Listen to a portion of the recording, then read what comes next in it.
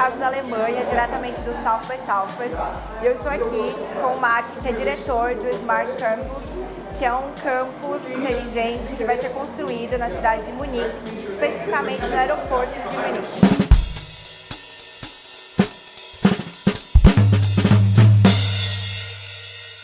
Hi, Mike. Hi. Thank you for the interview. Thank you for your time. So I'd like to ask you, could you explain a little bit about the campus, how it's going to be this idea for the city of Munich? Sure. Lab Campus is the new innovation campus that we built up at Munich Airport. It's quite huge. We built it up on 500,000 square meters. And we want to build up the innovation campus in a world of changing innovation. The innovation world now is today risky, unforeseeable.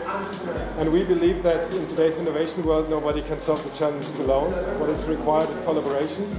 And we want to be Lab Campus, the physical place where people, companies from all over the world can come together to solve today's challenges of today's innovation world. Really nice. Really, it's a great reference in Europe too. Yeah, it is. And about the discussion here about technology and humanity, what trends did you saw here in discussions that can help citizens to have a better life inside their cities? Well, I think it is, my recommendation is that technology gives us so much opportunities, but it also gives some risk. And what is required is action. What is required, people who know what they do, who have a broad perspective, to design these systems. Yeah. And the new system, the technology should not be designed by somebody who's just doing it from a profitability standpoint or from a control standpoint, but we need people with open minds who design these systems in a way that they are benefit for our future society. Yeah, more diversity and inclusion for technology. Exactly. Yes. And my last question is about what your advice for young urbans? Well, my advice to young people is open your mind, look left, look right, qualify yourself, and take action. You know, you are the ones who will create the world of tomorrow. So please look to the left, look to the right, look at the problems that we have, look from an ethical standpoint, from all different standpoints, not only from technology or business, to create the future, to create the business that you want to live in. Oh, very nice. Thank you. Thank you, Marc, so much. My pleasure.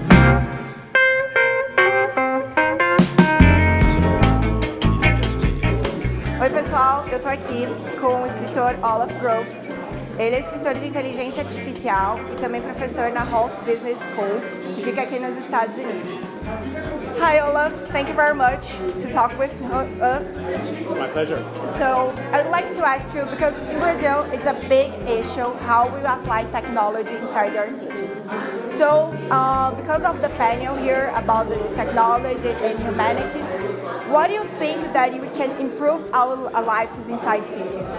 How technology can improve us to be more citizens and fight for our rights here? Yeah, that's a great question because cities is where life really happens for most people, right? So there are 3 or 4 different areas that I see as high potential areas for application of things like IoT and artificial intelligence, as well as technologies that are just now starting to come up and emerge, like quantum computing. And those areas are, number 1, how we work, number 2, how we commute and how we move, and number 3, how we socialize, right? Because the human is a social animal.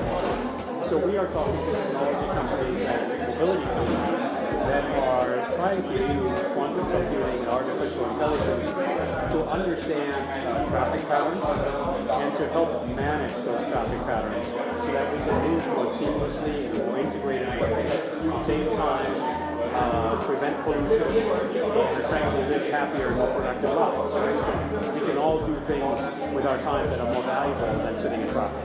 Yeah. That's number 1. Number 2 is how we work. So a lot of the work that happens is non-routine work, but there are some tasks that we do every day that are routine tasks. They don't make us happy usually, and they're also very easy to automate. So we should think about which of these tasks that happen in a city environment are automatable and which are not.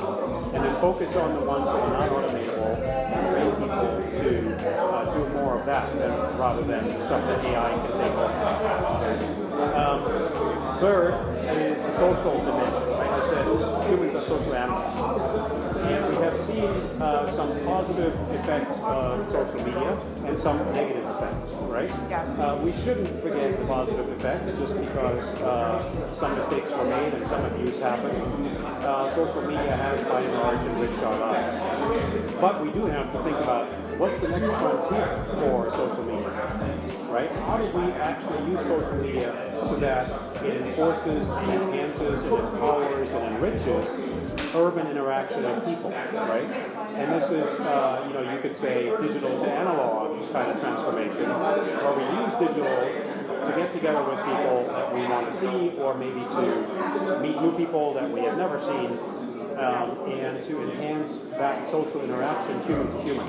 And I think as we're sort of coming out of the purely digital world, we're realizing how important physical and analog are for city environments, and we need to use digital to make that better, right? And have us lead better physical lives. Of course. And about your book, The Solomon's Code, what you say in the book, you think about like how technology can make us more interaction with our cities? Well, I mean, you could use the AI to understand movement patterns of people and help them understand who is moving, who is crisscrossing with you during the day, and to optimize and integrate schedules in a much more seamless way, right? Because many of us would love to talk to our friends more, but we are simply out of time. Okay, and we're not really very synchronized. So that's one simple thing. And then enhancing sort of the physical experience of the city environment, making sure that I integrate downtime, reflection time, things like meditation time, or self-care time by guiding us to more green spaces, or analyzing human patterns, human life patterns to make buildings greener and more human-friendly for interaction, for comfort. Yeah. I think those are just a few applications. Yeah, really great. So, and advice for young urbans, what I think they do. Yeah, get involved, be active, right? If you want to see certain applications, you want to have certain experiences in inner cities, you got to help them find that. Don't leave it to just the big internet companies or some startup, but get together and say, look, we want to see X, Y, Z in our city. Make that happen, right? Either by talking to politicians or by talking to entrepreneurs or founding your own venture, but be actively involved in shaping your urban environment, right? Don't rely on other people doing it for you. Yeah, that's great. Thank you, Olaf. Thanks for your time. Pleasure. Yeah, we learned a lot. Se você gostou desse vídeo, inscreva-se no canal, dê like e compartilhe para mais cidades inteligentes. Bye-bye. Thank you.